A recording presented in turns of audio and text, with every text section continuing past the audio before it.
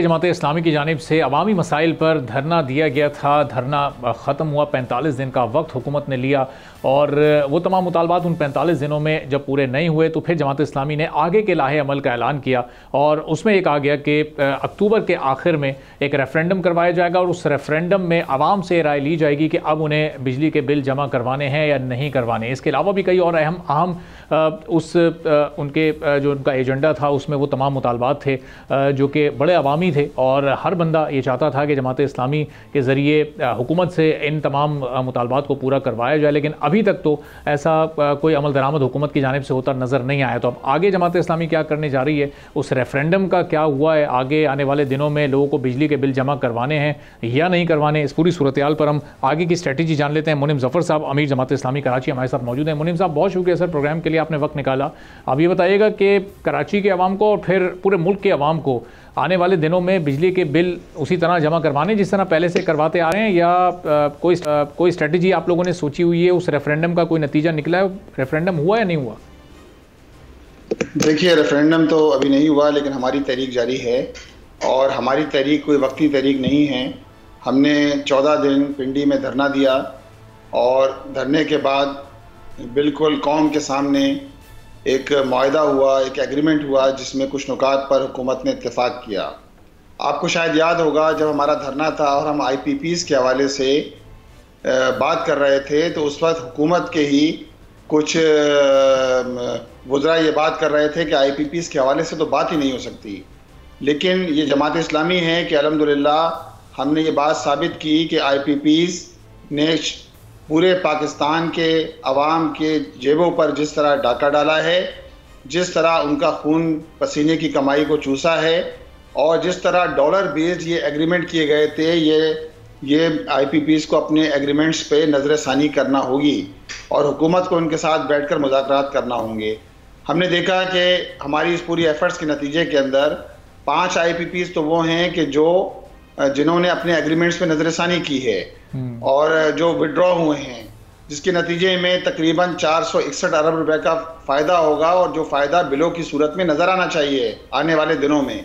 इसी तरह 8 IPPs ऐसी हैं कि जिनसे हुकूमत की बात अभी भी चल रही है। वो हुकूमत जो इस बात की तैयारी नहीं थी कि IPPs से जो मुआहदे हैं उनसे पीछे हटा जा सकता है, वो ये सारे काम करने पर मजबूर है।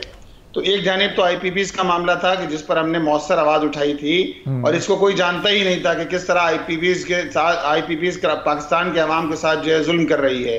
दूसरी जानिब सैलरीड क्लास का मसला था कि सैलरीड क्लास के साथ जिस तरह सैलरीड क्लास पर जो है वो टैक्स आयद कर दिया गया था और टैक्स के बोझ तले सैलरीड क्लास जो है वो झुकी जा रही है, उसकी कमर जो है वो झुक गई है, कमर जो है वो उस पर बोझ लाद दिया गया है, वो एक बहुत बड़ा मसला था। ताजिरों पर टैक्स जो है वो आयद कर दिया गया था और वो भारी भरकम टैक्स था ताजिर दोस्त स्कीम के नाम से। अब ये सारे उमूर थे जिनके हवाले से जमात इस्लामी ने ये और दीगर चीज़ें भी, इसी तरह स्टेशनरी पर जो है वो टैक्स लगा दिया गया 15% कि जो आप बच्चों की जो है वो स्टेशनरी खरीदने जाएँ तो आपको 15% टैक्स मिलेगा। अब इन सारे उमूर के हवाले से हमने बात की थी। अल्हम्दुलिल्लाह आप देखें IPPs के हवाले से पेशरफ्त हो रही है और हम मुस्तकिल बात भी कर रहे हैं और उसके बाद भी हम बैठे नहीं हैं। उसके बाद जमात इस्लामी ने कमोबेश 7-8 जलसे किए हैं। पंजाब में बहुत बड़ा जलसे हुए हैं, लाहौर में, पिंडी में, इस्लामाबाद में, फैसलाबाद में। कल एक बहुत बड़ा जलसा सरगोदा में हाफिज नईमुर रहमान साहब ने किया है, इसी तरह पेशावर में, कोयटा में। तो हमारी ये तहरीक तो अल्हम्दुलिल्लाह आगे बढ़ रही है और ये लॉन्ग टर्म तहरीक है। ये कत्ता कलामी की माज़रत, आप लोगों की तहरीक भी चल रही है, आप लोगों की तहरीक भी चल रही है मुनीम साहब, आखिर में होना था। लेकिन रेफरेंडम के साथ से पहले ही हमने एक मेंबरशिप ड्राइव बहुत बड़ी हमने शुरू की हुई है पूरे पाकिस्तान में, जिसमें हम पब्लिक से इंटरेक्ट कर रहे हैं, लोगों तक पहुंच रहे हैं, उनको अपने सारे मुतालबात बयान कर रहे हैं और साथ साथ उनको जमात इस्लामी में मेंबर बनाने की दावत दे रहे हैं। तो अब मुनीम साहब, आप लोगों की तहरीक भी चल रही है और साथ साथ हुकूमत भी जो बड़ा एक आहिस्तगी के साथ IPP वाले मामले पर आगे बढ़ रही है, लेकिन अभी तक आवाम को तो रिलीफ मिलना नहीं शुरू हुआ। अभी तक उनके बिल्स में तो कहीं कोई कमी नहीं हुई, बल्कि जो वक्ती रिलीफ उन्हें मिला था हुकूमत की तरफ से सब्सिडी की सूरत में, वो भी अब रिवर्स हो चुका है। वो भी उन्हें वापस वही टैरिफ वापस आ जाएगा जो कि 2 माह पहले था। अच्छा देखें, इसमें ना आपने शायद पढ़ा हो, आज के अखबार में भी मौजूद है कि जो दीगर डिस्कोज हैं के इलेक्ट्रिक के अलावा उनको आने वाले दिनों में 0.85% पैसा जो है वो 0.85 पैसा आज के अखबार में मैंने पढ़ा है कि उनको जो है वो रिलीफ की सूरत में ब्लॉक में मिलेगा, और ये भी जारी बात है अरबों में जाती है। लेकिन ये दीगर डिस्कोज हैं जो प्राइवेट के इलेक्ट्रिक है, इसके अलावा की मैं बात कर रहा हूँ। प्राइवेट इलेक्ट्रिक ने तो 3 रुपये 4 पैसे फी यूनिट के हिसाब से जुलाई के बिलों में उन्होंने आयद कर दिया है, और जो दिसंबर में लोगों को पे करना पड़ेगा। ये वो के इलेक्ट्रिक है जिसने पिछले महीने जून के महीने में 3 रुपये 17 पैसे बढ़ाए थे, और उससे पहले मई के महीने में इन्होंने 2 रुपये 59 पैसे बढ़ाए थे, और इस दफा उन्होंने 3 रुपये 4 पैसे बढ़ाए हैं। और नेपरा के इलेक्ट्रिक की सारी मिली भगत है, इसके खिलाफ भी जारी बात है। हम कराची के अंदर तो मुस्तकिल एहतजाज करते रहे हैं, धरने देते रहे हैं, बात करते रहे हैं कि के इलेक्ट्रिक का लाइसेंस मनसूख होना चाहिए, और के इलेक्ट्रिक और बराह रास्त NTDC से कराची के शहरियों को बिजली मिलना चाहिए, जिसके नतीजे में रिलीफ मिल सके। और डिस्ट्रीब्यूशन की और ट्रांसमिशन के साथ साथ डिस्ट्रीब्यूशन जो है वो उसके लिए मोनोपोली खत्म होना चाहिए। एक कंपनी की मोनोपोली है, 38 लाख सार्फिन है कराची के, जो 18 लाख से 38 लाख हो गए, लेकिन कराची के शहरियों को रिलीफ नहीं मिल सका। तो इसके लिए तो ज़रूरी ये है कि के इलेक्ट्रिक का लाइसेंस मनसूख किया जाए और बराह रास्त NTDC से बिजली जो है वो मुहैया की जाए। जहां तक देखें रेफरेंडम का ताल्लुक है, अक्टूबर के आखिर में हमने अनाउंस किया था, लेकिन हमने स्ट्रेटजी चेंज की है।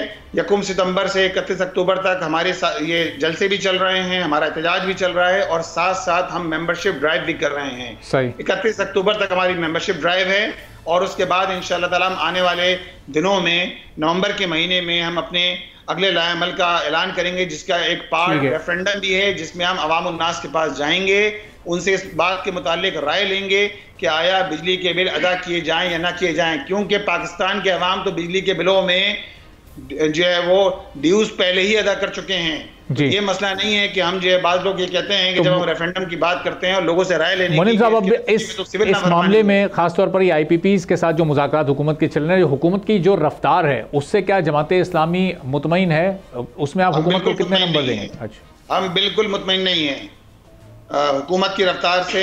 हम हुकूमत को ये अपने जलसों के जरिए, अपने एहतजाज के जरिए हुकूमत को मजबूर भी कर रहे हैं, और उस पर मुस्तकिल बात भी कर रहे हैं।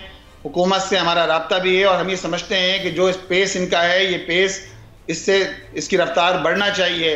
कल तक तो ये तस्लीम करने के लिए तैयार नहीं थे कि IPPs के साथ बात भी हो सकती है। ये कहते थे कि इसके नतीजे में हमें इंटरनेशनल कोर्ट्स के अंदर घसीटा जाएगा, हमारे लिए मुश्किल होगी। लेकिन आज अंदाज़ा होता है कि नहीं, ये सारी चीज़ें पहले भी मुमकिन थी, आज भी मुमकिन है। 52% तो IPPs वो हैं जो पाकिस्तान के अपने हैं, और 28% और आप ऐड कर लें इसमें जो निजी कंपनियों के हैं, तो 80% तो ये हो गए। सिर्फ 20% IPPs वो हैं कि जो इंटरनेशनल IPPs हैं। इसके अलावा तो 80% तो वो हैं कि जिनसे बातचीत हो सकती है, जो आपके लोकल हैं। सब्सक्राइब करें और बेल दबाएं ताकि कोई खबर रह न जाए।